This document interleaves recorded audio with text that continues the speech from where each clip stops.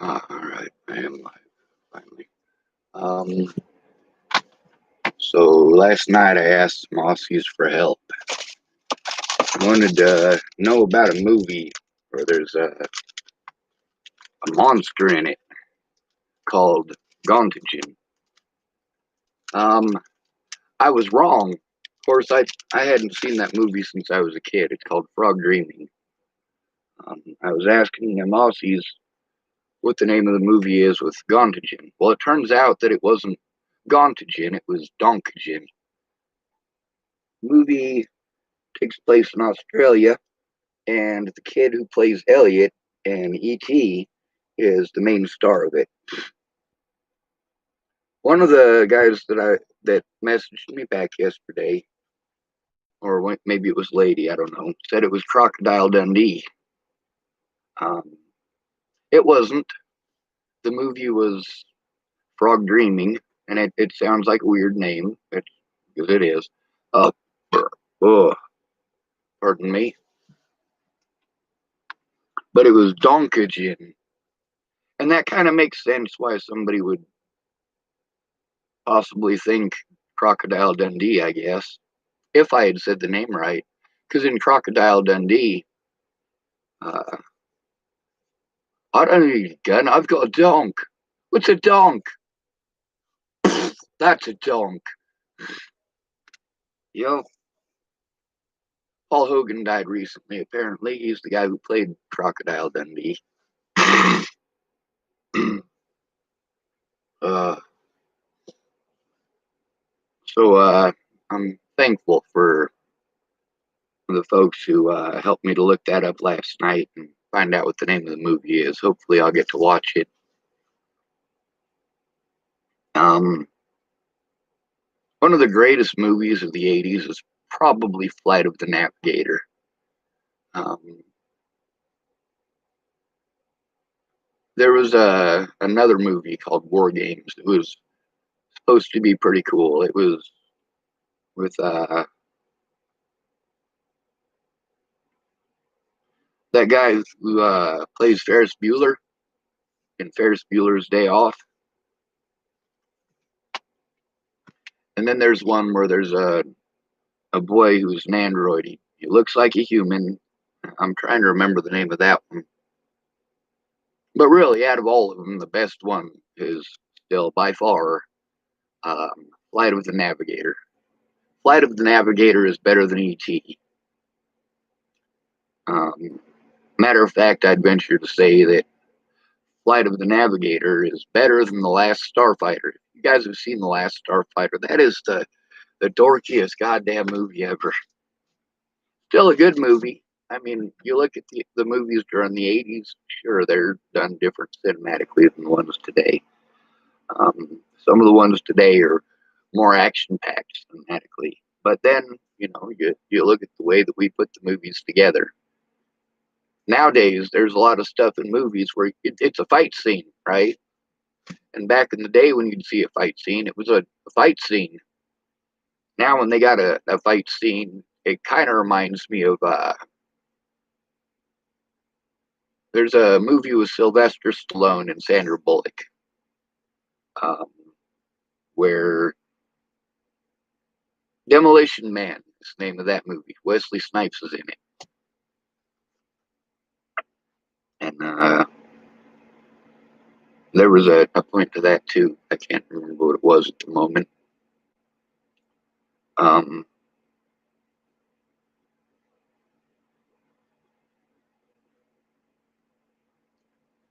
some of them movies, you watch them and they take you back to your nostalgic youth. A lot of folks who grew up in the 50s and 60s, they watch a lot of Leave It to Beaver, um, a lot of Lost in Space, uh, a lot of cowboy movies. For those older folks, that's their nostalgia. That was their youth, and that's what they go back to. Oh yes, I remember the reason that I brought up Demolition Man. In Demolition Man, they have this machine because sex is illegal, right? No fluid exchanges. So they have this machine, you put it on your head, and it basically gives you fucking flashes. Uh, anyway, um, the fight scenes in modern movies, it's basically a bunch of flashes. You don't know what the fuck's going on. You know, you got 2 seconds here, 2 seconds there, half a second here, half a second there, 2 seconds there, 3 seconds there, half a second there. I mean, basically, you're not seeing a whole scene. You're seeing 30 different clips all put together for a minute long fight scene. You know, you're averaging 2 seconds a clip for this, and it just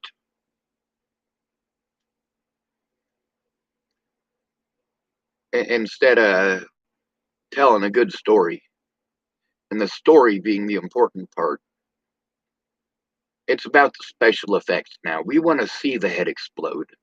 We want to see the brains land on the dude next to him. We want to see that in our movies. Like in Private Ryan, you know, telling the story pretty important, but it's not exactly a true story, is it? So we gotta try to juice it up a little bit by shock factor. Like that guy who takes off his helmet, fucking bullet hits the helmet and dings off. He pulls it off and looks at it. And the dude next to him says, "You lucky bastard." And then boom, the dude gets shot in the fucking head. It's pretty fucking traumatic for people who have seen that shit. But yeah, we gotta, the longer we progress, the more we have people who are little fucking psychos who just want to see the head blow up. The story doesn't matter, it's just the special effects. It doesn't matter about the struggle that the story is about, it matters about the special effects.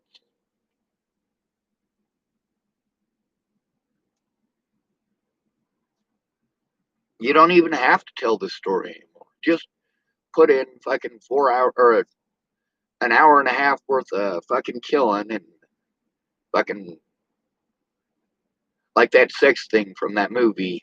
You're basically just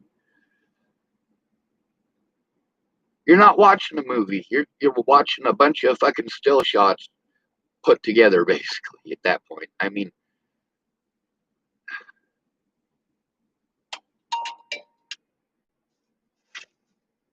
the restricted asshole's calling me again. Boy, it would be nice if I could get the cops to do a goddamn thing. But oh yeah, cops don't have to do their job.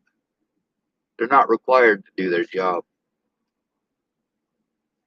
If they do something wrong to you, they can call you mentally ill. Just like when your dad rapes you to the point that you're literally cutting on yourself to try to get someone to look. People say, you just trying to get attention. But you're not. Let's turn the volume down on this son bitch. Well, if that fucker buzzed me.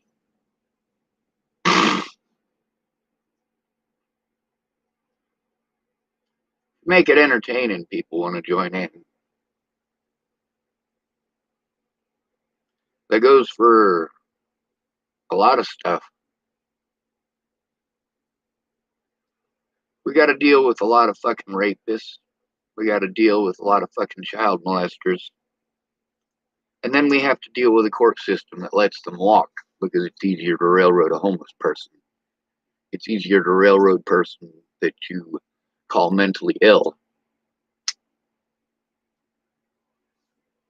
Every step of the way, the police should have been looking at the evidence that I was trying to bring to them instead of abusing me, lying to me, turning off their body cameras. Of course, the DA in Boulder was involved in that, and so is my public pretender. There is no way that in all of those court dates, there is no way that these people got away with these things without effectively coordinating with one another. They had to get organized. There is no other way that they could have gotten away with what they did. My public pretenders were in cahoots with the DA, with the police, and with the judges. But you don't want to hear that. Meanwhile, the actions of these people resulted in a lot of dead folks. But you don't want to hear that, do you?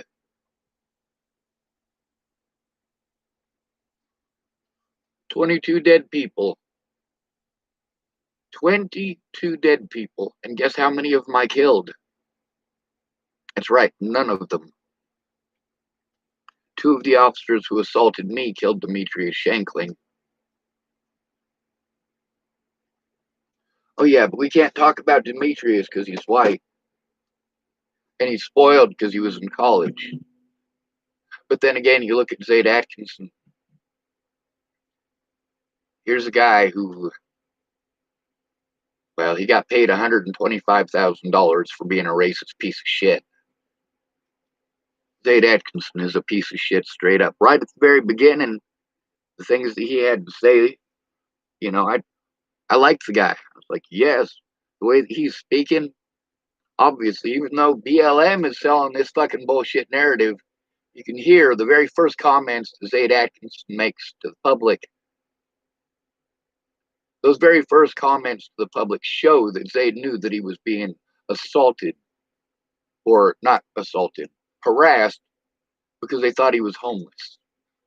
But the lawyers know that you can't fucking win on a homeless card. People hate homeless. We spend our entire lives teaching people to hate homeless people. We spend our entire lives teaching people to hate the most abused people in America. You hate the mentally ill because you are afraid of them. Meanwhile, statistically, you are more likely to assault a mentally ill person than the other way around. But that doesn't fit your fucking bias, does it? In that movie, Frog Dreaming, there was an important message in the movie. You know, it wasn't just that little boy and his imagination.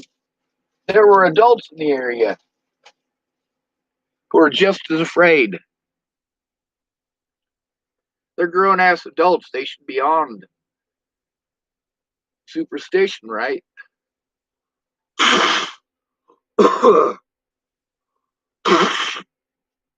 I know people in Chapel, Nebraska. Yeah, fucking nasty. Uh, fuck it, don't matter. We got people in Chapel, Nebraska who still throw salt over their shoulder and won't walk underneath the ladder because they're superstitious.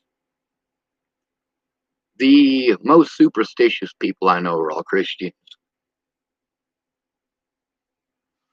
Why is that? Why is it the Christian community, above all of the communities in the United States, why is the Christian community the one that is, first of all, so anti-Jesus? The bullshit that you guys are doing, that's not what Jesus taught. He didn't teach you to be fucking ignorant. He taught you to be educated. Oh yeah, I forgot. Most of y'all don't read that book. I do. I do read the book. A lot of the stuff in it I put into practice. A lot of y'all are pissed off because I'm following a lesson from Jesus and overturning tables and chasing you with a whip. I'm not literally chasing you with a whip. I get that.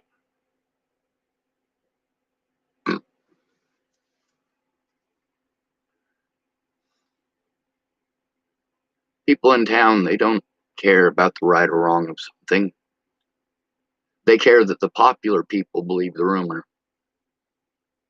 And in a place like Chapel, Nebraska, you don't stand up to the popular people. You don't stand up to Mr. Cabela. He's too popular. Mostly because of the Key Club and also because of, well, back when Mr. Cabela first was involved in the whole Key Club thing, years before I ever showed up, possibly even years before I was even born. But that was, you know, 70s and 80s. 70s and 80s, meth wasn't the big thing.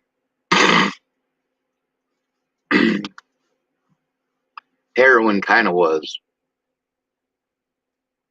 But the big thing in the 1980s was cocaine. So that lets you know generationally what drugs people are probably fucking with. My mom, she became an adult in the 1980s. She was born in 1960, so I guess technically she was 20 when I was born. I was born in 1980, just a couple of months before John Lennon was killed.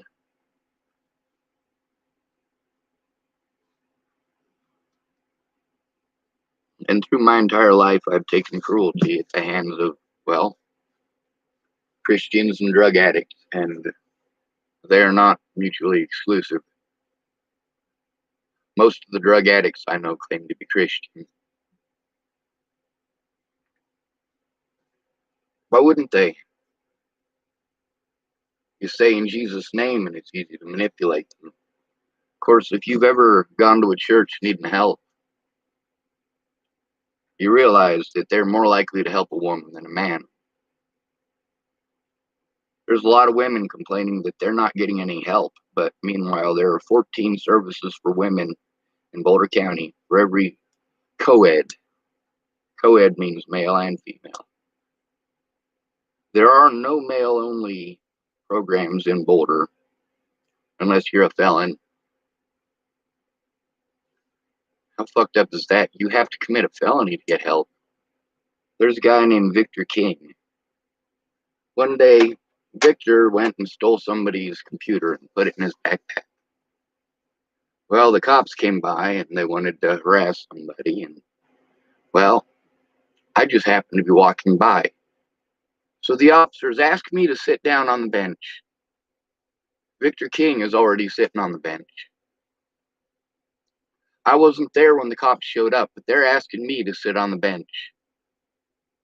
They're saying, "Is that your backpack?" No. Well, you're sitting next to it. You asked me to sit next to it. Are you trying to have use of fighting words here? So on and so forth. I mean, literally, they're just drilling me because they know that Vic is a friend of mine. What did Vic do? He fucking fessed up to it on the spot. It's not Sean's. It's mine. So Victor King at the time, he was strung out on methamphetamines. And he just had a kid. So he got locked up for a little bit for that. And guess what? They gave him a job as a drug counselor. So now he works for the state of Colorado. Why did he get that job for the state of Colorado? Because he became a fucking felon.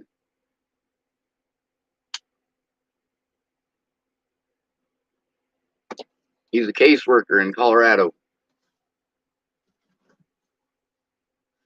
If he hadn't fessed up to it, those police would have put it all on me. They would have locked me up. But unlike Victor King, I wouldn't have gotten the opportunities that he did.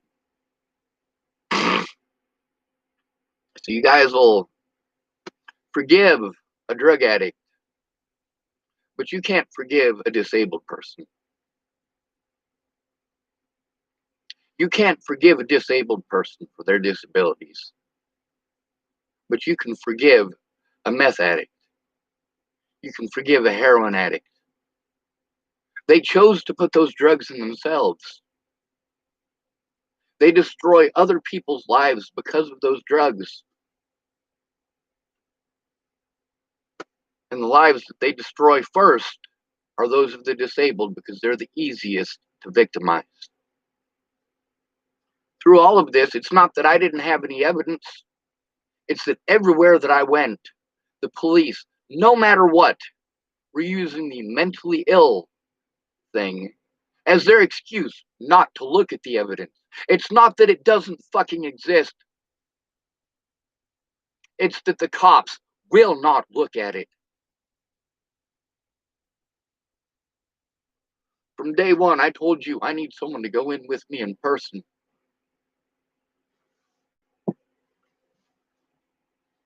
talked to a guy last night who I'd been cut off from for a very good long time. He was recently assaulted by police for the color of his skin. He's going to come up here, hopefully, and try to help me. He's going to try to spend a couple days going through evidence with me. He's also black. I'm not sure how well that's going to fly here in Chapel. On the bright side, they want to hurt him, they'll have to go through me.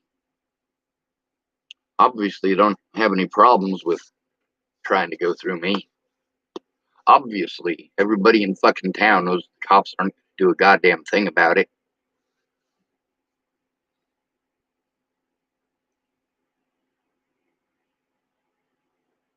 Your fears aren't legit.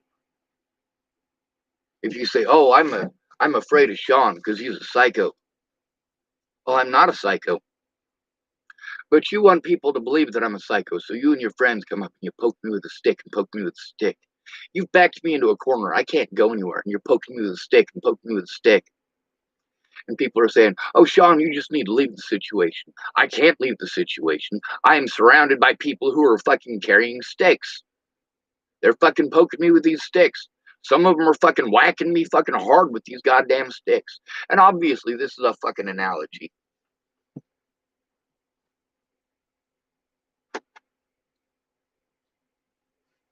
I was backed into a corner because I did the right thing. I was abused for defending myself. I was abused for asking for help.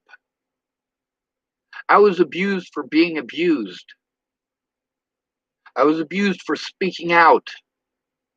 I was abused for trying to show evidence. I was abused for telling the truth.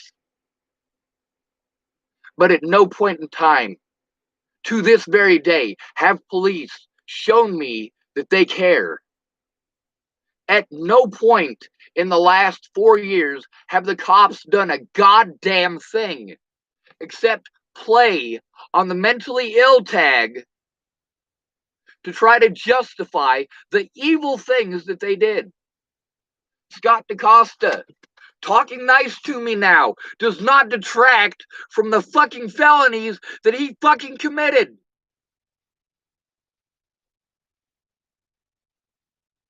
I have to trust the cops when they're doing things that are unfucking trustworthy, and you make excuse after excuse after excuse for these fucking pigs. Just like you make excuse after excuse after excuse for these fucking meth heads and heroin fucking junkies. Oh, we need to feel sorry for these girls who spent most of their time destroying innocent men's lives because they want to take more fucking drugs. Jamie Curtis, when she left Chapel, Nebraska, she was so fucking strung out on meth. If her mother wasn't already dead, she'd probably shoot her mom in the head to get some meth. That's how serious the fucking situation was when she left here with James Payton.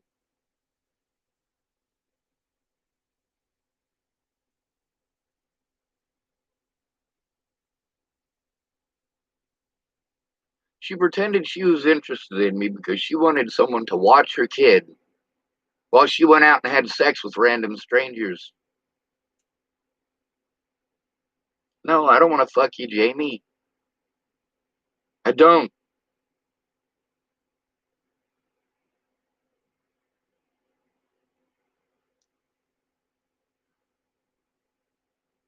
When Mike Dietrich tried to hook me up with his cousin, I had just met her and her family. Her whole family is there. And they're already talking about getting married. Holy hell. And I go hang out with her for a few minutes, you know. And pretty soon, she's giving me this sob story about her brother killing himself. And then she reaches over and grabs my dick. That's weird. That creeped me out and I never went back. Sure, she was nice, but that's just weird. Brianna did something similar.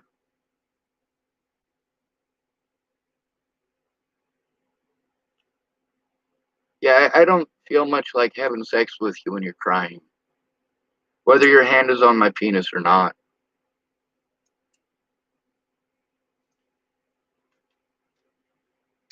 You guys have listened to the phone calls that I've made that I was actually able to record. There's hundreds that I wasn't able to. The fact is that my predators that I tried to turn in everywhere that I went, I was abused for trying to turn them in. I was abused by police statewide in Colorado for trying to turn in Officer Whalen Lolatai. I was prevented repeatedly from having a court date with the Bollinger family, as well as with Judge Fatzinger. That's the judge, by the way, who, even though on a protection order it says not to write your address down, Judge Fatzinger didn't do his job. He didn't check through that paperwork because an address was written on there. People wanted to pretend that I was stalking Natalie at that address, and I was staying behind her work at that address, and I was parking outside of her fucking place at that address. No, I didn't know she was in the state of fucking Colorado. I didn't even know she was in fucking Colorado. When I drove 1,700 miles to see her at her request, it was me driving from Nebraska to Virginia. When I stayed behind Natalie's work, Natalie didn't fucking work there. And that wasn't in Colorado, it was in fucking Virginia. And by the way, it was her sister's idea. Hey, Sean, the Starbucks that you're at is like 12 miles away. You know, if you came and stayed behind where I work, my boyfriend works at the Starbucks that's attached to the same building. You could go in there, you could use the Starbucks like you like to, and I could see you at lunchtime. Me and Natalie could come and see you a lot easier if you were behind where I work. But then, when they got fucking busted, getting fucking strung out on goddamn heroin, they want to sell a different fucking story. If someone is stalking you, you don't invite them to go out to Virginia Beach. You don't invite them to go to the pier in Norfolk. You don't invite them to go to Elliot's Coffee Grounds on their fucking birthday. You don't do these things if someone is stalking you. Meanwhile, according to Danica Garner, this is another one of my predators, another one of those people who pretended to care only because she was trying to frame me for crimes I didn't commit. The police, at every fucking step of the way, did everything in their fucking power to protect my predators.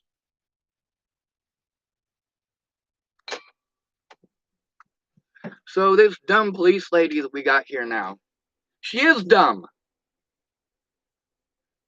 Last time I talked to her, she said, well, I thought that this stuff with you and the sheriff was over. No!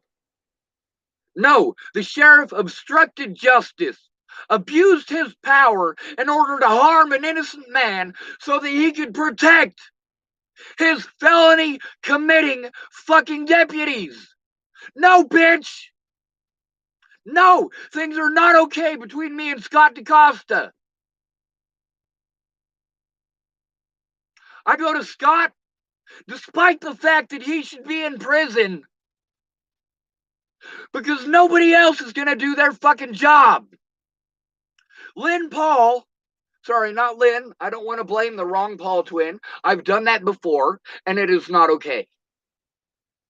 Lynn Paul was the one who was mean to me in high school, and I ripped Leslie Paul out for it. Leslie Paul wasn't the one who did fucked up shit to me in high school. And Lynn Paul is not the one who has done fucked up shit today.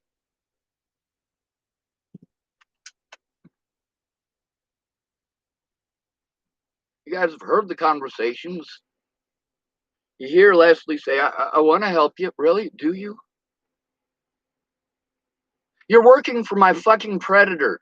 No, I can't trust you. No, I don't fucking believe you. When I was trying to tell you about the situation, you repeatedly interrupted me to make excuses for a situation you weren't fucking there for. No, that is not fucking okay.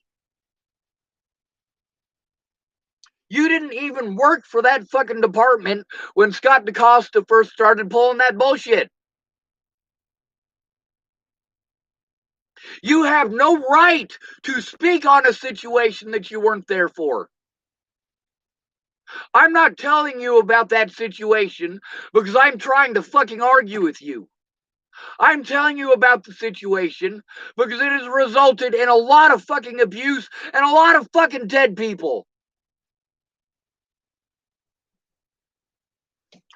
Cops are not held responsible when they fuck up, just as women in the United States are not held responsible when they fuck up.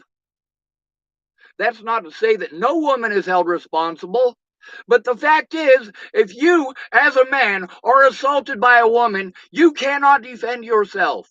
You can't even push her away, or you are going to fucking jail. Officer Waylon Lolatai assaults inmates in Denver fucking jail. Literally assaults people. When he assaulted me, then charged me with assault, he tried to break my goddamn arm while I was in fucking cuffs. Now he's in Aurora. That's right, he's in Adams County. Adams County is where my public pretender in Boulder, just like Waylon Lolatai, getting to move on after he commits a crime because he's got a badge. The same thing with my fucking public pretender in Boulder. She absolutely refused to do her job, knowing full well that I was being victimized. She simply did not want to do her job, and she was rewarded by Adams County. She was given a judge's position in Adams County for obstructing justice. Those officers in Natalie's case broke the law repeatedly. And my public pretenders would not do their goddamn jobs. To this day, then all they have to do is play fucking retarded. How many times did I call those fucking lawyers in the last 2 goddamn years for them to play fucking retarded? And then they finally send me the shit that I've been trying to get for 2 goddamn years. When the goddamn statute of limitations is over. They abused their fucking power. And Leslie, fuck you. I like you.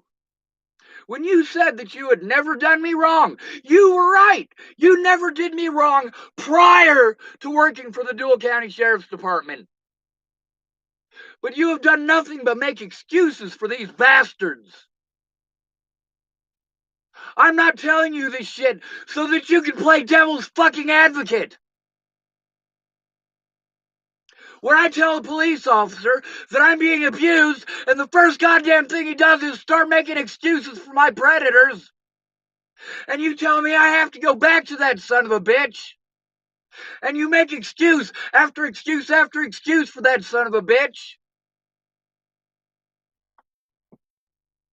Meanwhile, he went out of his way to be a piece of shit and pretend and pretend and pretend, but literally do everything in his power not to do his goddamn job.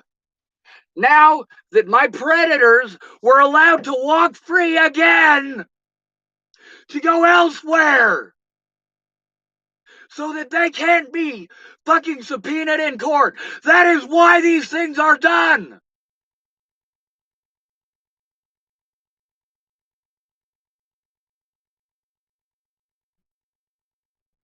You tell me I just need to let it go. You know, it's one thing when somebody was raped 20 years ago and they're still bitching about it today. If you were raped 20 years ago and you're still bitching about it today, you do need to let it go. But if you are in the process of being raped and people tell you to let it go, you are fucking pieces of shit for saying that.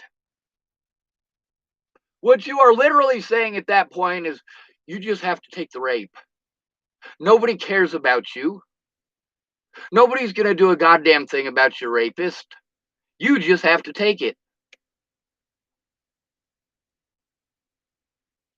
When women don't get what they want, like Lanny Engeline up in fucking Montana, she was going to help me, but the second or third day there, she wanted some dick. Now, maybe it was because she was really horny, or maybe it's because, well, Lana thinks that sex fucking fixes everything.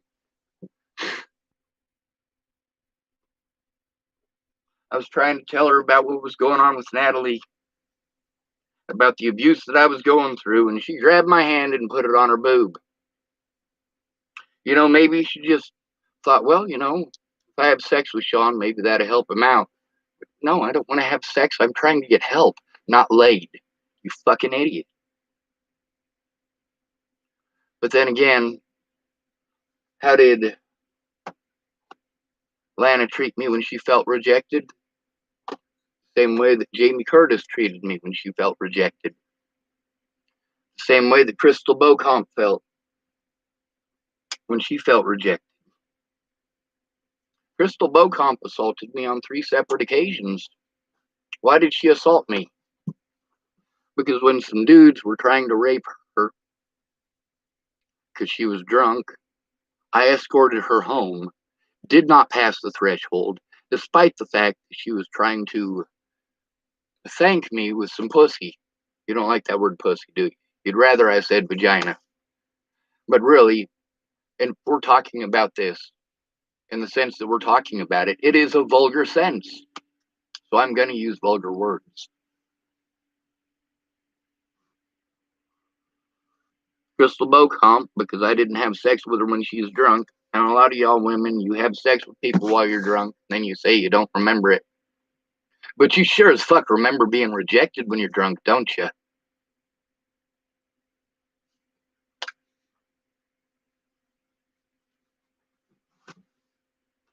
We teach girls in the United States what lies to tell to get away with whatever they want. We treat them like they're pretty pampered princesses. We listen to them bitch about how terrible we are, while they bash men everywhere. Men, men, men, men, men. Meanwhile, the man who beat them, they want to bitch about how men beat on women. But meanwhile, she's back with the dude who beat the fuck out of her 4 times already. And the dudes who rescued her in those 4 fucking situations are dealing with the consequences. You can't tell a woman you're on your own or you're a terrible person. Especially if she's pretty. Especially if she's got kids. If she's got kids, she's allowed to use those kids to manipulate people. Manipulate people so that she can get drugs. Manipulate people so that she can get away with assaulting people. Just straight up manipulating. And it's okay. We say that it's okay for women because men are violent. Women are more violent than men. That is a fact. Women statistically will jump to violence before men will. Especially in public. If you're in public, it is more likely that a woman is going to punch you in the face in public than the other way around. Why is that? Because it makes her feel entitled. Ah, there's a bunch of people here. Public bias says that if he hits me, then he needs to be beaten up and go to jail. Public bias says if I hit him, I must be in the right because I have a vagina. It's a fucking control issue. Like you got a fucking piddly argument with your boyfriend. It's fucking pathetic. It is nothing worth fucking arguing over. And he just wants to be fucking done with it. So he says, hey, leave me alone. All right? I need to calm down. You need to calm down. I'm walking that way. Don't follow me. And what does the girl do? She fucking follows him, screaming and shouting and hooting and hollering and picking up shit to throw at him, running up on the back of him and punching him in the back of the head.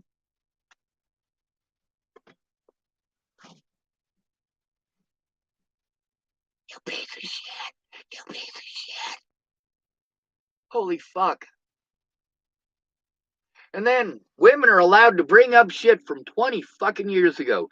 They do something fucked up today that results in you being harmed.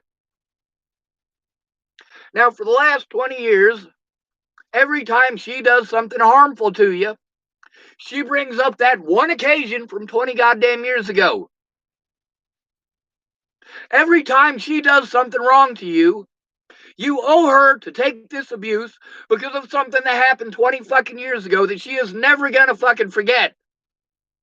But she wants you to not live in the past about her fucking punching you in the goddamn head today. She wants you to not live in the past while you can't see your friends because they're going to try to assault you over a lie that she told.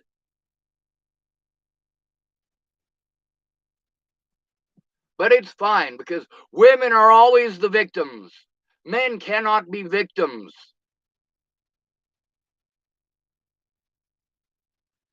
The longer this goes along, at least I am showing the evidence.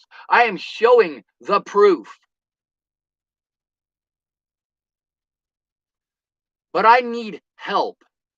When you are called mentally ill, you do not get to defend yourself. Your guilt is assumed. No matter what, without someone in person, you're fucked. Meanwhile, the people who promised that they would go in person with me, who are these people? Mandy Hughes, who never went in with me. She never did. And then we've got Kayla Trujillo, aka Peaches. She never went in with me. Never. How about Katie Kate? Same thing. Never went in with me. They said that they would. They fucking led me on for months and months. All three of them led me on for months. And yes, I know some of you fucking idiots are going to go out of your way to twist it to say that leading me on meant that I expected sex. No, they didn't lead me on about sex. They led me on about coming forward, about telling the truth. They led me on about helping me, knowing full well that I was being fucking abused every fucking step of the way. And they're taking their dear sweet time, twiddling their fucking thumbs. Meanwhile, it is costing me time and money because they're not keeping their word. Since before Natalie was killed, between when Ken and Leah stole my money before Natalie's death, and when I ultimately was forced to break the law to try to force someone to take a look, in that period of time, look at how many times my life was threatened and police blew me off. Look at how many times I was assaulted and police blew me off. Look how many times police fucking assaulted me for trying to show fucking evidence. Border police obstructed fucking justice in Natalie Bollinger's case, and nobody fucking cares. They had their goddamn scapegoat. To this day, My predators get to scapegoat me and walk away. I have to go to a crooked fucking sheriff to have Sandy Fromm investigated for fucking threatening to kill me, for attempting to hire someone named Tim in this very town, trying to hire a hitman to kill me. No, Tim's not a fucking hitman.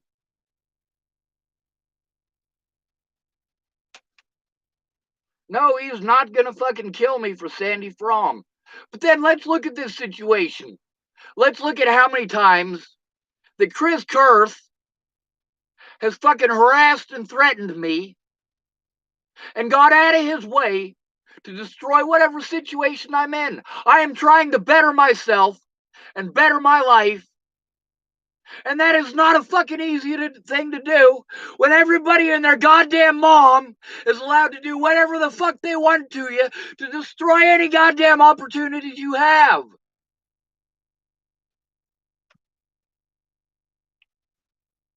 Department of Health and Human Services. They're not any different than the police departments. They're not any different than Nicole Peralta or Region 1. If your coworkers do something fucked up, you are more likely to break the law to cover up for your coworker than you are to do the right thing. If your coworker rapes a young woman in an institution, and that young woman tells on the person who raped her, you are going to victimize the victim in that situation. Because you don't want to turn in your coworker. You want to believe that your coworker could never do such a thing, so you never look into it. Scott DaCosta, you can hear his fucking mouth. He spouts the same fucking goddamn bullshit. The same goddamn excuses. Do you know why he had me committed to Scott's Bluff when I tried to turn in his officers? So that he could use those fucking excuses. And I warned you about that before that situation happened. If you don't go in with me, Miss Peaches, this is what's going to happen. Okay, Sean, I'll go in with you. Then we get there, and at the last fucking minute, she's like, oh, I can't go in. I got my son with me. And so I had to go in alone. And you all know what happened with Amanda Jonas, don't you? Meanwhile, all these people want to pretend I'm the bad guy for showing the truth. For showing the truth on YouTube. I wouldn't have had to show the truth on YouTube if they'd have kept their words. Also, if they want to get pissed off because I posted the truth on fucking YouTube, why are they hiding? Why the fuck are they hiding? Obviously, because not everything that they said was fucking true.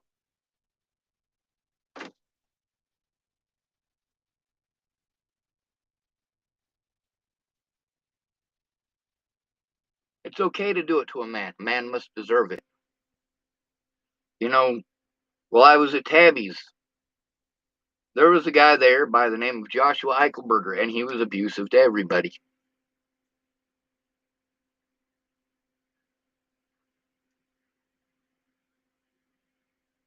Is it my fault that Joshua Eichelberger exists? No. Is it my fault that him acting like a fucking petulant goddamn child and screaming at 3-year-olds that they're cunts? Is that my fault? No, it's not. I got a question for you. If you got a lot of really complicated shit that you got to go through, because you got court dates, or maybe it's just your taxes, who knows? Are you going to be able to do that with people streaming in the background? Are you going to be able to do that with Shannon Alvarado streaming at Rick McCormick until 4 in the morning? No, you've been up all night listening to 2 fucking idiots drunk off their asses screaming at each other. You didn't get any fucking sleep. You sleep through half the fucking day because you didn't get any fucking sleep. You got to make these phone calls to all these places during normal business hours. But then you can't make those calls because Shannon Alvarado was afraid that if anybody hears any sounds from her or her daughter, that she'll get her daughter taken away. So literally, I can't even help myself at Shannon's. While she's being verbally abusive, and so is Rick, for hours and hours on end, every fucking night. Sally Treon's, same shit. Brett Roloff's, same shit. I didn't want to have to go to fucking drug dealers to get help. Well, let's take a look at the people that I had to go to for help. Miss Peaches, drug dealer. Brett Roloff, drug dealer. Clinton Helmstetter, drug dealer. Joshua Bear, drug dealer. Shannon Alvarado wasn't a drug dealer. She was just an alcoholic. Just an alcoholic. Shit, Shannon Alvarado was an alcoholic. Was worse than over half the meth heads. Worse than over half of them. You want to get angry because I get fucking frustrated being yelled at. Finally fucking yell back. But I'm the bad guy for yelling back. They're not the bad guys for yelling. They're not the bad guys for victimizing me. I'm the bad guy for defending myself.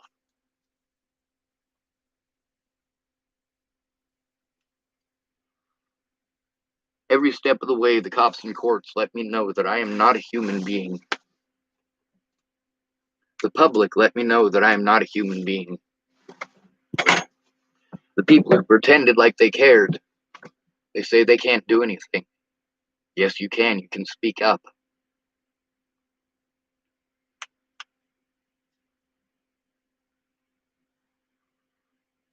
My predators are also Natalie's predators. Ted Bollinger is my predator. Danica Garner is my predator. Rochelle Shelley Campbell is my predator. Rose M. Kelly is my predator. Alicia Bollinger is my predator. Maddie Boa is my predator. And every person that they coaxed into harming me, harassing me, threatening me, and literally stalking me. But they all get away with it. While my predators worked together, those who called me friend helped my predators by taking their dear sweet fucking time, by lying outright so that they can absolve themselves of any personal responsibility for their decisions, and their bad decisions at that. Miss Peaches didn't want to admit that her drug dealing was the majority of the reason that she wasn't keeping her word. But then again, I recorded her admitting that. She's not going to say it in court. She's not going to admit that the reason that she didn't keep her word is because she was busy selling fucking drugs. She's not going to admit that in court.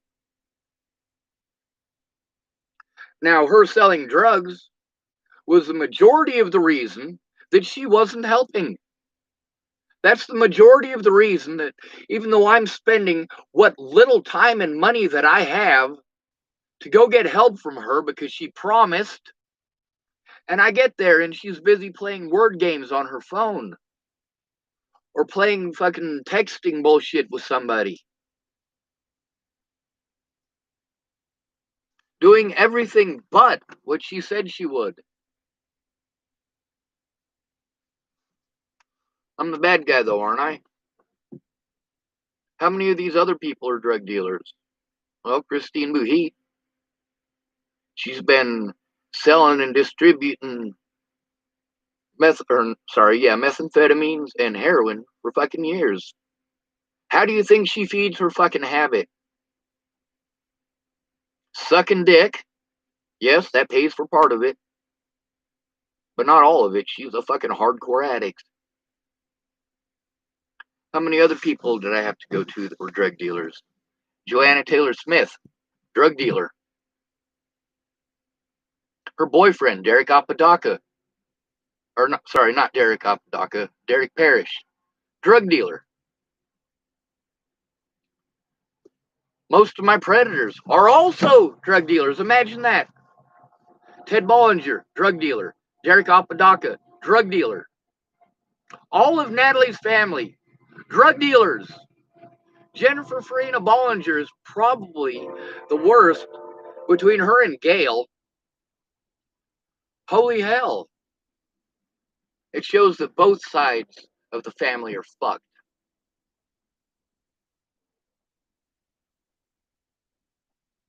But it's fine, ain't it? You spread the right rumors and it makes it magically okay. You tell the right lie, and that man doesn't get an honest court date. That is what's wrong with all of this. My guilt was assumed, and I was never allowed to show my innocence.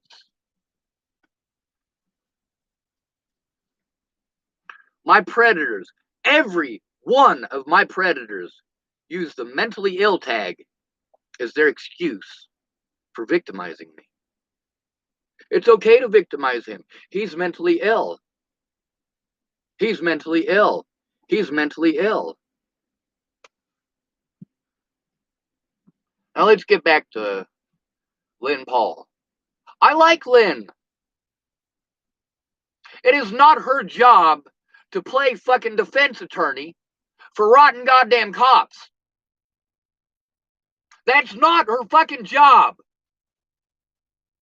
No matter how much I like her, she's not doing her fucking job. She is obstructing justice every single fucking time that she makes excuses for these pigs. You were not there, Leslie. If you were not there, your goddamn opinion doesn't fucking matter. If you weren't there, you need to fucking listen to somebody who was. But no, between listening to me and listening to my predators who were not even there, you're gonna listen to my fucking predators, and whatever fucking bullshit that they try to fucking sell you is good enough. Talking nice to somebody ain't the same as doing your fucking job. Officer Hahn treated me like shit, but he talked nicely when Molly Smith was there. Imagine that. The sheriff in this town knew that I was trying to turn in his officers. There is no way that he didn't. I let him know what I was doing, and he allowed the officers that I was turning in until the day that fucking Hahn left. Nearly every time that I needed an officer, that's the one who was sent. Do not send my predators to help me. They're my fucking predators, you piece of shit. Leslie, you are not a defense attorney. You also were not there for those situations. You want to talk to me as if I've done a bad thing for yelling at you? No, you stop making excuses for those pigs.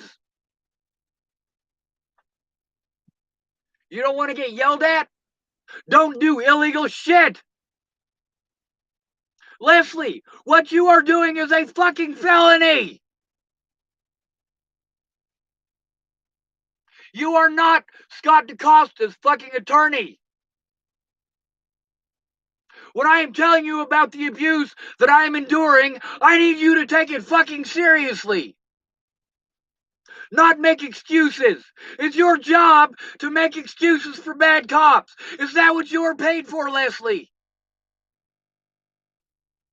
I like you. I like your husband. I like Jolly. None of y'all have ever been mean to me. Until now. What you've done by playing devil's advocate for these pigs in a situation that you weren't there for. Rather than take my fucking report. Rather than make excuses why you can't. Leslie, I need help, not excuses. I need help taking down these predators, including Scott. But you don't want to lose your job, and I understand that. I like you, Leslie, but we're enemies. You're on the wrong side of the goddamn line. You're advocating for the wrong fucking people. And you're not looking at any of the evidence that would allow you knowledge enough of the situation to make an informed decision. Through most of this, I didn't have the information I needed to make an informed decision. How could I possibly make an informed decision when the information that I have is lies from the Bollingers and their fucking goddamn cronies? Or I gotta listen to Miss Peaches promising up and down she's gonna, and then I get there. And then she just doesn't have time. Lana and Amanda Engeline, also drug dealers. Up there in Montana, shit, I bought weed from fucking Miss Jerry. She wasn't my pot dealer, though.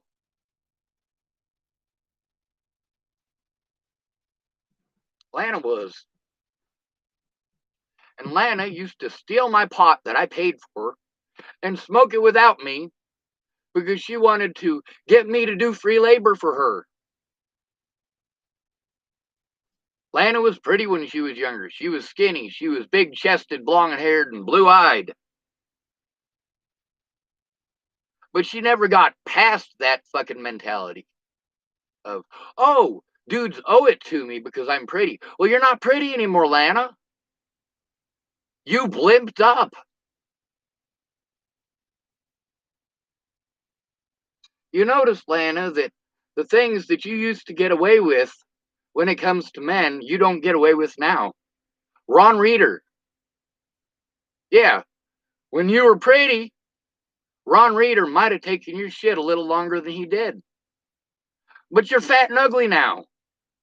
And that's not me making fun of you for being fat and ugly. That's me telling you that things have changed. People are not going to coddle you because they want to fuck you anymore.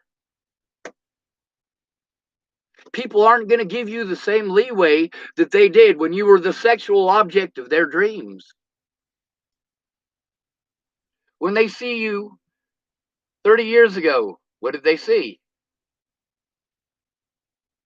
They saw some hottie that they wanted to bust a nut in. What do they see now, Lana? They see Goodyear. That's what they see. When you're pretty, you can get away with having that shitty attitude. When you're pretty, you can get away with doing that manipulative bullshit. But you're not pretty anymore, Lana. You're not young anymore. People aren't just going to assume because you're pretty anymore, because you're not. You're an ugly person inside and out. But it's okay. As long as you and your friends and family gang up on me, it makes it okay. Just like the Bollingers. Oh, don't look at anything that Sean wants to show. Don't listen to anything that Sean has to say. When I showed evidence in that Natalie Bollinger group, the one Natalie Bollinger group I was allowed in, and by the way, later I was given that Natalie Bollinger group, Jennifer Farina Bollinger was the main one in that. Every time I'd post up evidence, the first thing she would try to do is fucking pile on a whole bunch of bullshit. And fucking treat people like shit in that group. Fucking shame them for listening to me. Everyone has the right to be fucking heard, you cunt. Jennifer Farina Bollinger, you know what you did was wrong. You know that what you and your friends were doing was wrong. You know, One of those pieces of evidence that I showed in that group was very important. If somebody would have done something about it when I showed that, none of this would have happened the way that it did. But what happened as soon as I posted that up? Jennifer Farina Bollinger starts posting up, and she posted up about 30 of them. Pictures of Natalie, along with captions to do what? To shame anybody who wants to listen, anybody willing to listen. The Bollingers got into these groups and fucking bullied anybody who stuck up for me. And many of these people who were bullied later took it out on me. Like, hey man, you don't have any idea what I went through to fucking stand up for you. These Bollingers put you through hell for standing up for me, and you take it out on me? Fuck you.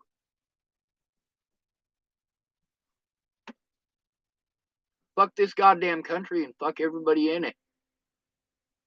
It's sad to me that COVID isn't some plague that is going to kill off every fucking human on the planet. I believe in equality.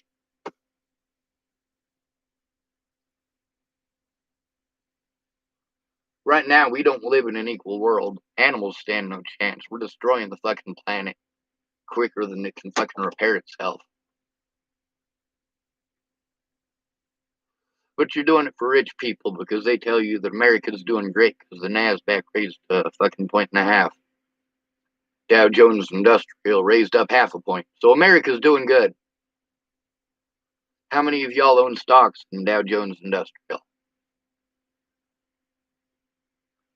How many of y'all own stocks in the NASDAQ? Shit, how many of you don't have to make a choice every fucking month? Do I get food or do I get gas so I can go to work? Donald Trump doesn't know what the fuck that's like.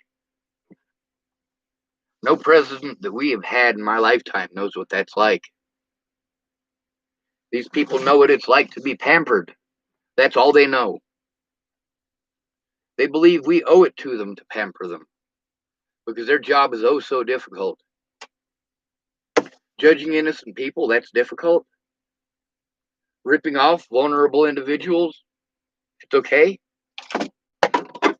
You're nuttier than fucking squirrel turds, and that's not my fault.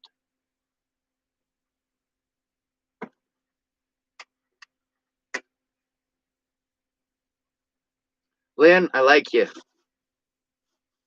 I see you in person, I'm going to wave at you. I'm going to talk to you friendly because I do like you. What you're doing is wrong. But a lot of people did wrong shit and I forgave them. I can forgive you too. But if you continue those behaviors, I am not going to forgive you. If you continue those behaviors of protecting my predators, I'm not going to forgive you because you're still doing the same thing. Leslie, you are not Scott DaCosta's attorney. You're not. So stop playing like you are. Or there are going to be major consequences. And I'm not talking about hurting you. I'm not talking about assaulting you. I'm not talking about taking it out on your family. I'm talking about taking you to court.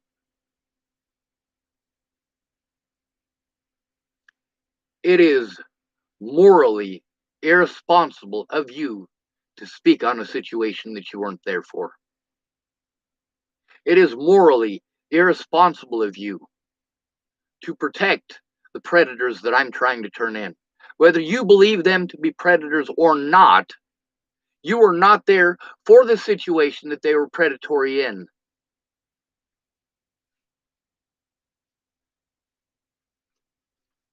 I'm going to subpoena you to court no matter what. Same thing with Destiny Vote. And those of you who listen, well, I went to school with Destiny and with Leslie. Never had a problem with Destiny. My brother did. That's because he sat across from her in class. Destiny wasn't wearing any panties, and she was wearing a miniskirt. Eric made a mention. After that, yeah, Destiny vote, and a lot of her friends basically tried to make my brother's life hell. And what ended up happening there? Well, Amy Spencer's brother, Shane, is walking down the alley with my older brother when my older brother gets jumped by 3 different people. And what did Shane Spencer do? She ran away. Well, my older brother proceeded to beat the shit out of all 3 of those bitches.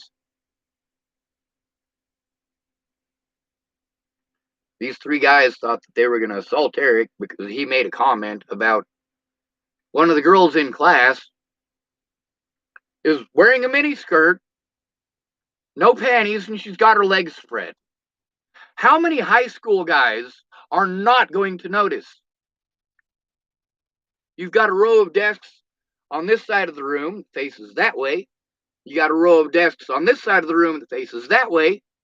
Eric is sitting right here facing that way. Destiny is sitting right here facing that way. Legs spread. Yes, Eric is going to fucking say something. If she'd have been sitting across from Andy Carlson, who was probably one of the least likely people in that school to do such a thing, even Andy Carlson would have said, hey, your bush is showing. Was it Eric's fault that she wasn't wearing panties? Is it Eric's fault that she had her legs spread? No. And you'd think, kind of like when you got a booger hanging out of your fucking nose and you're going to a fucking job interview, you would think that somebody would fucking say something. Hey, you got a booger hanging out your nose. Hey, your gash is fucking showing.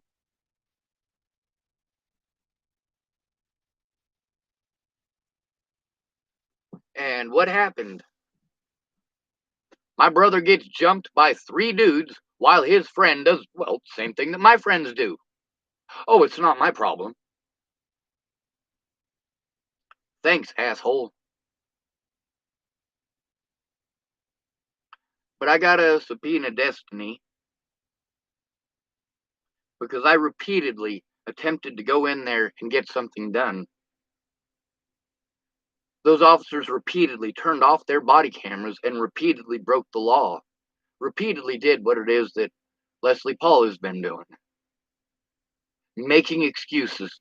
I'm trying to turn in these people and you're making excuses for them. You weren't there and I was, but you are making excuses for them. They have a badge, so they must be right. I'm called mentally ill, so I must be wrong. That's why it is so easy to do these things. You call somebody mentally ill, and all of a sudden, they're discredited no matter what. It doesn't matter how much evidence they have to show, you're not going to fucking look at it.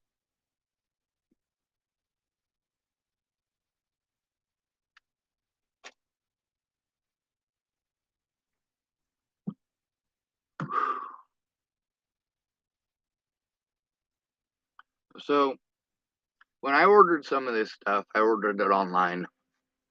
My fake ass guns up there that don't fire real bullets, I ordered over the internet. Except for this one right here. I bought it at Cabela's. So now I got these notifications from all these different places trying to sell me guns.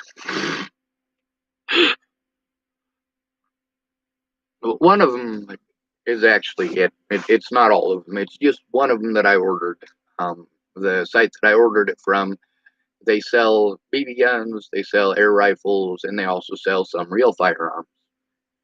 So they're sending me stuff because I bought a BB gun and to hook me up with a real gun. I don't want a real gun. If I wanted a real gun, I could get one. There's a lady in town that if I went and talked to her, I could get a 22 Browning vest pistol right at this very moment. That's because she doesn't have a job and she stays at home. But she also wants me to use that 22 to kill her ex-husband for raping her kids. There's also a guy in Lodgepole who will give me a 22 long rifle in exchange for going after some predators that he wants taken out. Now, all these people that offered me guns, I don't talk to any of them. None of them. I know that in their heads they thought they were doing the right thing, but I didn't need a gun. I needed people to speak up. To this day, same thing. I don't need a gun. If someone is going to kill me, they're going to kill me. They're not going to wait for me to go to wherever my fucking gun is. They're not going to pause for the cause. They're not going to care about equality. If they're gunning for me, they're gunning for me, whether I got a firearm or not. But if I have a firearm, what happens? You say I'm mentally ill and dangerous, and you use the fact that I got a firearm to try to pretend that I'm out to go murder people. That's right, I know how you think. It's not difficult to tell. A lot of these people, you can tell that they automatically assumed your guilt by the way that they speak to you. When you try to turn in their officers, you can tell by their demeanor towards you what they're going to do. Are these people going to protect the crooks and the criminals? Or are they going to do their jobs? Scott DaCosta deserves prison. Now, there were certain terms that I said if those terms were followed, that I would pretend like Scott DaCosta didn't do anything wrong. Because really, in the grand scheme of things, Scott DaCosta, his worst crime is covering up for the officers who did harmful things to me. When it all comes down to it, I don't want to go after Scott DaCosta.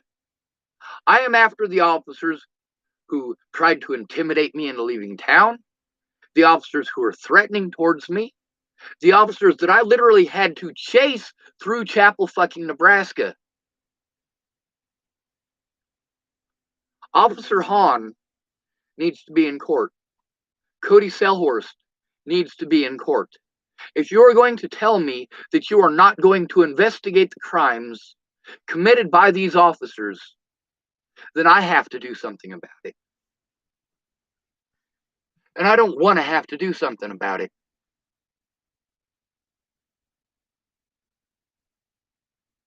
I don't. I don't want to have to go up to South Dakota, find Cody Selhorst, drag him all the way back here. That's not something I want to fucking do. I don't want to go locate Deputy Hahn and drag his ass back here. That's not something I want to do. These officers were allowed to move on. Why? To protect Scott DaCosta. If the things that those officers did comes out in court, Scott DaCosta is going to be in a lot of fucking trouble. Leslie, you don't want that fucking trouble. Destiny, you don't want that fucking trouble. I'm not gunning for any of you. Leslie, I know that your husband has more guns than there are people on that block. Then there's Jolly's guns. I don't know if you own any guns. I do know that Jolly goes out and shoots with his bow and arrow, just like I used to. Same place, too. I remember one day I'm firing arrows at this fucking... It's a log, but it's completely waterlogged. It's been eaten up by termites. You know, I mean, it's just falling apart. So, Leslie, you know that little fire pit that's in Jeff Baldridge's backyards? Yeah, so I'm shooting my bow and arrow, and I'm fucking plunking that thing. Almost every time I'm hitting that log, and I'm proud of myself for just hitting the log, and I hear this thunk. fuck is going on? I look over and Jolly is shooting at this fucking fake deer, hitting it right square where it needs to go. I'm like, fuck, I wish I was that good. Now, why am I bringing that up, Leslie? Why am I bringing up your husband's guns and Jolly's guns, the bows? You guys aren't my predators. I don't have any problem with you guys owning guns. I don't think that Clint is going to have a bad day and come fucking gunning for me. I don't think that Jolly is going to have a fucking situation where he's junked out of his goddamn mind on fucking methamphetamine and come fucking shoot me. I don't worry about that from you, Leslie. I don't worry about that from your family. But I do have to worry about that from other families here. And every time that you try playing devil's advocate for the sheriff and for these other deputies, I have to be more afraid for my life. It's not that I hate you, Leslie. I don't hate Clint. I don't hate Jolly. I don't hate Lynn. I know for a fact that your mother has never said a mean word to me. Maybe about me. I don't know. I'm not there with her all the time. But your mom has been nice to me. Well, I guess nice is a relative term. When other people were mean to me in town, she didn't take part, which is nice enough in a small town.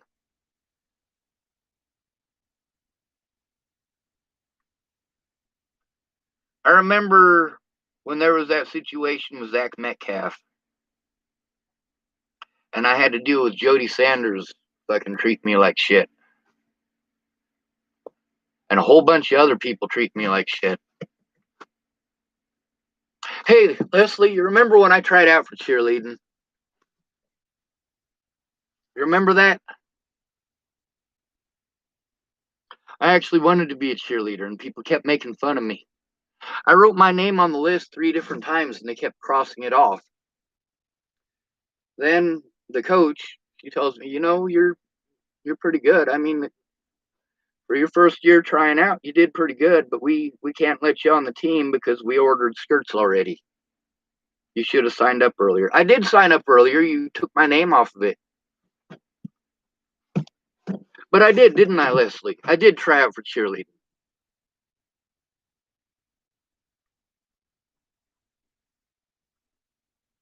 And yeah, I don't think that you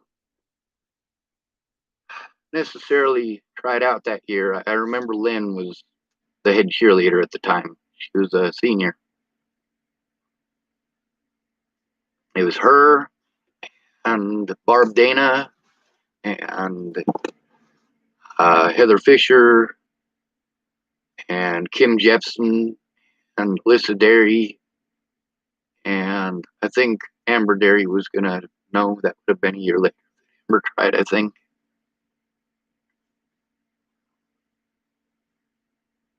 Amber Derry is one of those girls that she's really, really pretty, but she's also really nice. She was never mean to me, ever. Now, there's 2 women that I know. One of them is Jamie Curtis, and the other one is Kim Jepson. Both of these women get extremely jealous of Amber Derry. Jamie Curtis, a lot of guys that she liked wouldn't have nothing to do with her because they had a bigger crush on Amber Derry. So Jamie was telling me, it pisses me off when, Amber's not mean to me. She's never been mean to me, but when I like a guy and he just won't shut up about Amber Derry, it really pisses me off. So when she would do something mean to me, and obviously anybody who knows myself and anybody who knows Amber Derry knows that I stand about as much chance as a fart in a windsock. But every time that Jamie got extremely cruel to me, I'd tell her, I had a chance with Amber Derry and I didn't take it. I chose you. Now, is that true? No. And the thing is that Jamie knew it wasn't true. She knew that I was saying that just so that she would understand how I felt when she was doing shit like that to me. Yeah, Sean, I'm interested in you, but I want you to watch my kid while I go take care of some stuff in Scotts Bluff. Then she comes back from Scotts Bluff, and her and Jackie McKenzie want to talk about having sex with Jesus. Apparently, they ran into some guy in Scotts Bluff that looked like Jesus, and he was so incredibly hot, and Jamie just couldn't help herself, and Jackie just couldn't help herself. So they had sex with a complete stranger. Hey, different strokes for different folks. But if you're going to do that, don't lead me on that you're interested in me. Jamie pretended that she was interested in me because she wanted me to watch her kid. I was already watching her kid. You don't have to pretend to be interested in me to get me to do something I'm already doing. You don't have to con me into doing something for the people that I care about.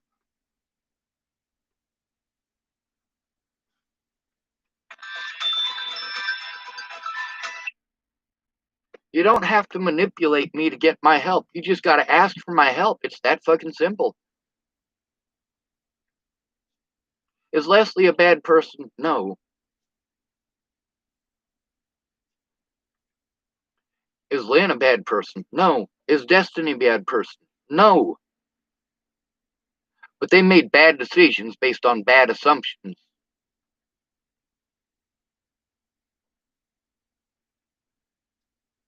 If Leslie came over here today and said, "Hey, Sean, I am in an unsafe situation. I need your help," she would get it.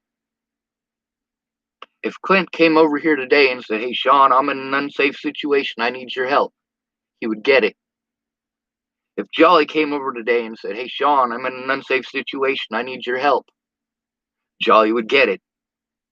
If Jeff Baldridge came to me today and said, "Hey, Sean, I'm in an unsafe situation and I need your help," Jeff Baldridge would get it.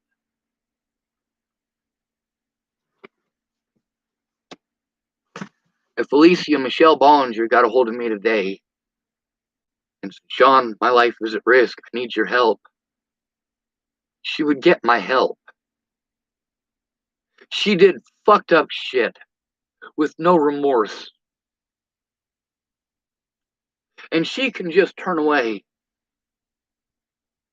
I can't. As somebody who grew up in the system getting raped, I can't turn a blind eye to somebody getting raped. It's just not going to happen. After being molested over and over and over as a kid, I'm not going to shut up about child molesters. It's just not going to happen. If you tell me that your ex-husband raped your daughter and he's free to walk around and there are no consequences because you're a fucking coward, I'm not going to be a coward. I can do things that parents can't do. Why is this? Because if parents do these things, they lose their kids when they go to jail. I got no kids to lose. Everybody I love already threw me away. By not taking the time to understand, all of them threw me away. By treating me like shit for speaking up, they showed me that I don't matter. I'm not a human being to them. "Sean, you're the most honest dude I know. Sean, you're the best guy I know. Sean, you're the smartest guy I know." Until a heroin junkie starts spreading rumors. And then you fucking assholes pretend you don't know me. "I don't even know who you are." Really, Sherman Watson?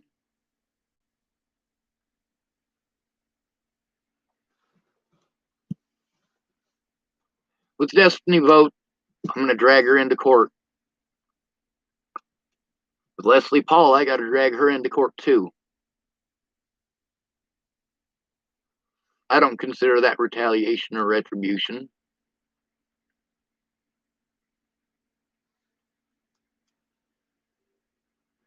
What I do consider retaliation or retribution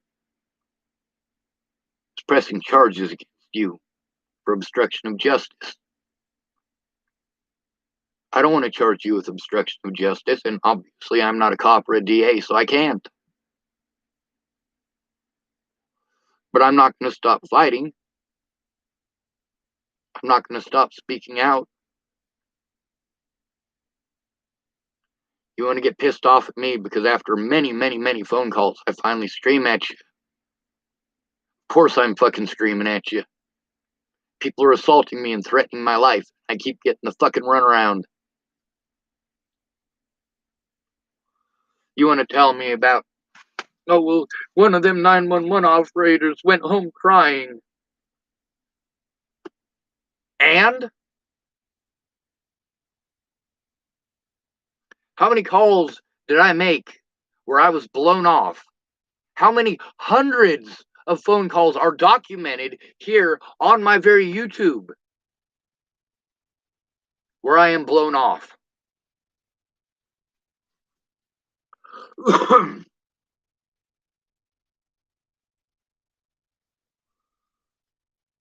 I don't know what the fuck makes people think that after all I've been through that I'm just gonna quit.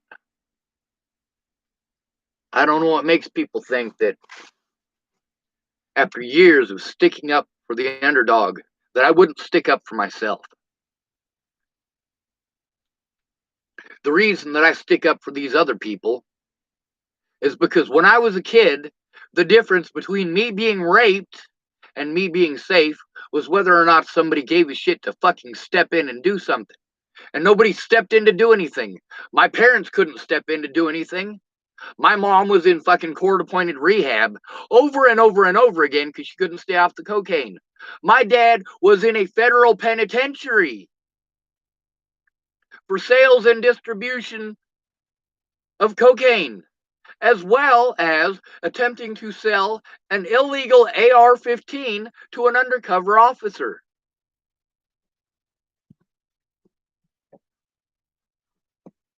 Was I in the system getting raped because I did bad things?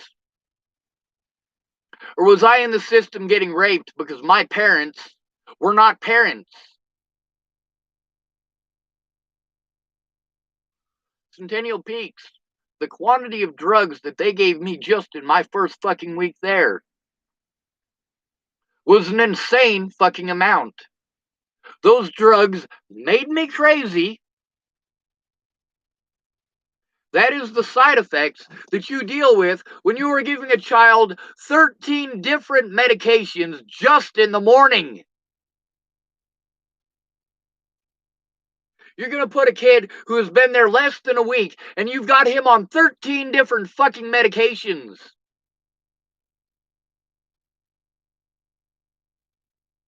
13 of them. Each one of them with side effects. Each one of them with the possibility of adverse reactions. And the more of them you put together, the more of them that you mix together, the more likely you are to have those reactions. These doctors know this.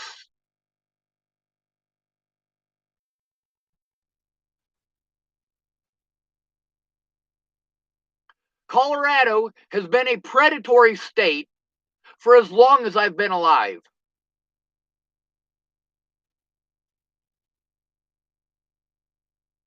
How many children in the state of Colorado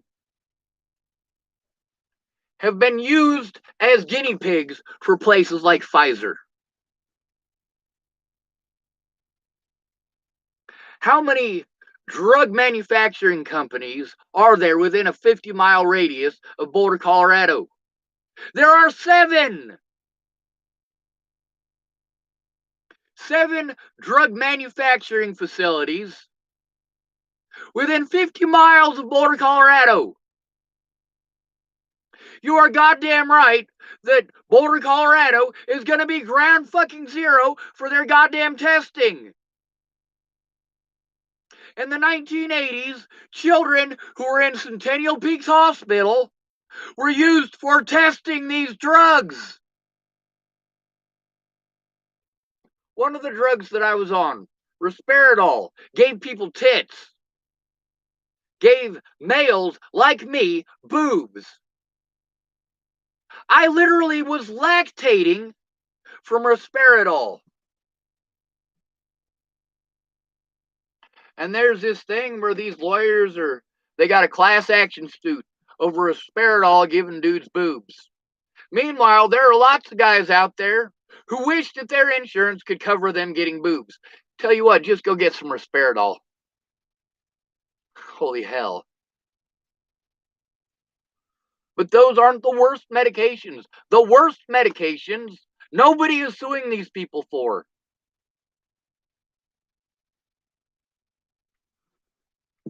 Ketamine does not belong in the human body. It doesn't. Haldol is one of the worst things that you can put into somebody's body. Ativan, just as fucked up. But what do they inject into you when you try to turn in a cop? Ativan, Benadryl, and ketamine. 3 drugs at the same time that they inject you with. Or they replace the Ativan with Haldol. You know that's how they killed Tibor Hatay at Clearview, right? You do realize that I spoke out about that. That I tried to turn those people in. Their government protocol and their misuse of it prevented me from doing that. They wouldn't allow me out of Clearview to go get my money. They would only allow me out of Clearview if I went down to Colorado Coalition of the Homeless. Meanwhile, all of my money is in that county. All of my money is at the Louisville Police Department. But because it's a government check that's paying for my Uber, I got dropped off in downtown Boulder or downtown Denver with nothing. No money.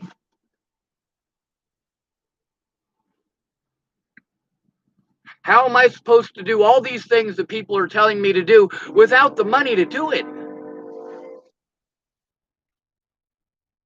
Oh, that's not my fault you didn't have money. It's not my fault. Hold on a second. Yes, it is.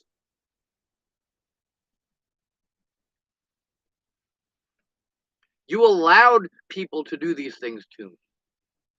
It is your fault. It is your fault for looking away. It is your fault for assuming my guilt. It is your fault. I didn't victimize myself. You chose to victimize me. Big fucking difference.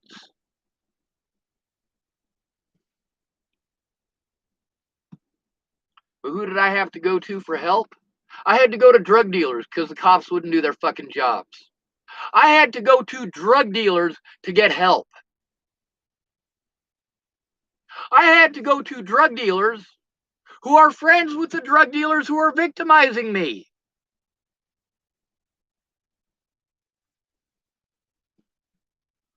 All because when I went to the cops did nothing repeatedly. The cops victimized me for trying to turn in my predators repeatedly.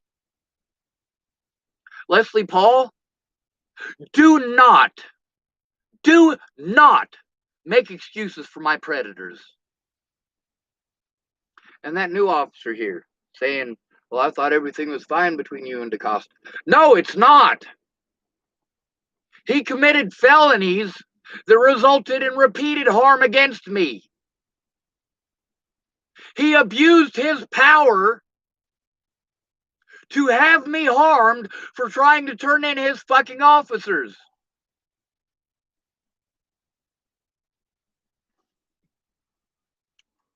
So do you want to be charged with obstruction of justice? Is that what you want, Leslie? Because I have been looking through the laws and reviewing many of the conversations between myself and law enforcement, and yes, literally what you did is a felony. Whether you believe it or not makes no difference. The average American commits 3 felonies a day without even knowing it.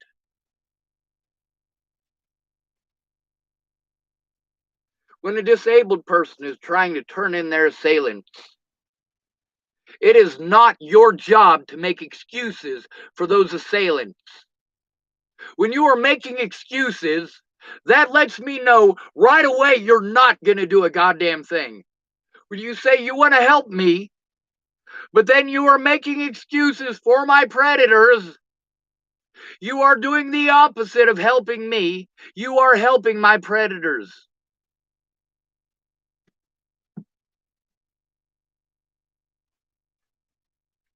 Why has nothing been done about Chris Kurth? Why? Why has nothing been done about any of my predators? I try to do it over the internet. I got so many fucking issues with that. They say you got to do it over the internet, so I fucking try. Then they tell me they can't fucking see it and I got to go in person. So I go in person and they fucking victimize me for coming in person. They don't ever look at the fucking evidence. If I send it over the internet, they can't fucking see it apparently. If I come in to show them in person, they're too busy making fucking excuses. If I'm going down there with the evidence, I'm trying to show you the evidence. I tell these people repeatedly, I can't do this internet shit. I'm fucking trying. And they all get to play on that. To say that I'm not fucking trying. I need someone to take a look at the efforts that I have fucking made. And the evidence of those efforts. I'm not allowed to show that. I'm not allowed to show it to the cops on the internet. I'm not allowed to show them in real life.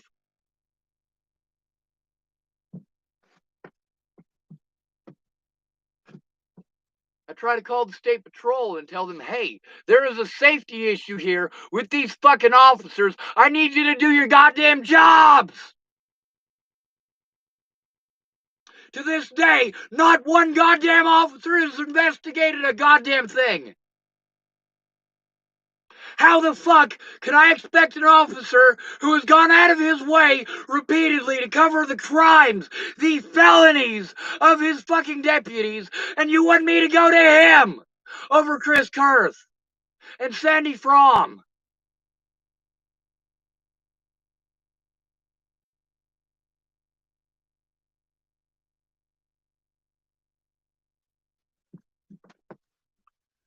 Leslie Paul, if I am threatened again, it is your fault. If I am assaulted again, it is your fault for obstructing justice repeatedly. There are at least 5 phone calls that you committed felonies in with me.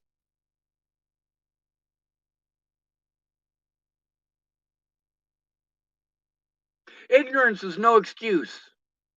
That's what you tell people who are victimized by police. Ignorance is no excuse. Meanwhile, the cops break the law, knowing outright that it's against the law, and they say, oh, I didn't know it was against the law, and they get to walk free. Do I have to kill Cody Selhorst to prevent him from doing this to someone else? Do I have to kill Jared Hahn to stop him from doing this to someone else?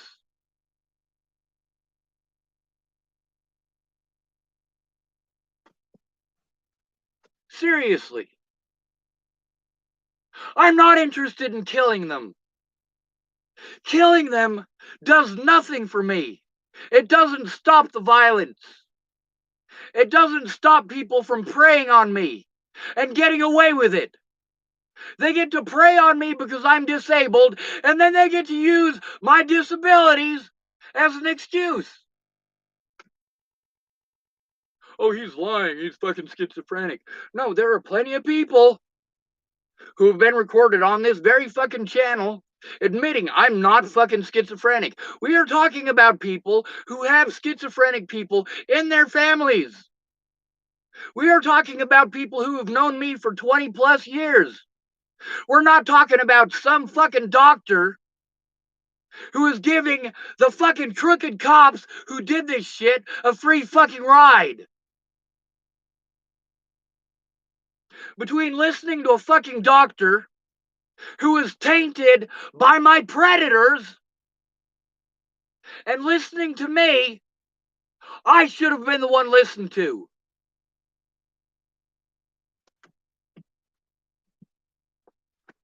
Leslie, I like you, but you're a piece of shit right now. No decent human being would do what you've done.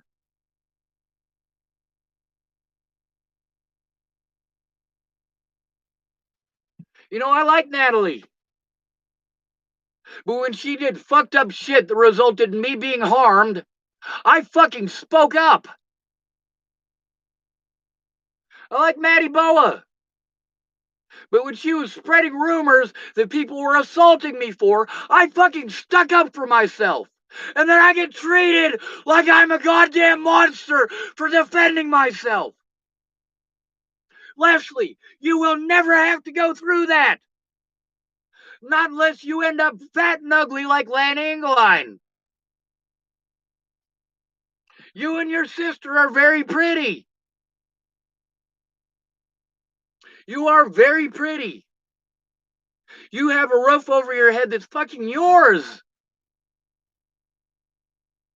You don't have to go through a bunch of fucking jumping through goddamn hoops for no reason because you're in low income. If someone comes to your house looking for problems, you've got Clint and Jolly to protect you. And they are allowed to have firearms. So if someone is threatening to shoot you and comes to your fucking door and breaks into your house, you have the ability to defend yourself against those people. And I don't. Because you are going out of your way not to do your fucking job, Leslie. And I'm not going to take that out on your family. It's not Jolly's fault that you're not doing your goddamn job. It's not Jolly's fault that you are covering for crooked officers over a situation you weren't there for. It is not Clint's fault that you are doing those things. And you don't think you're doing anything wrong.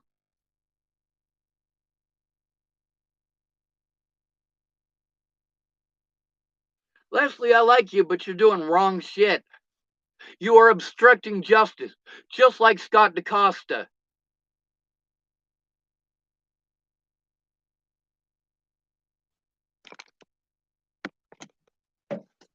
Either you do something about the violence, the threats, and the assaults that I've had to endure for the last 4 fucking years, or there are going to be some big fucking problems. I'm not going to stop defending myself.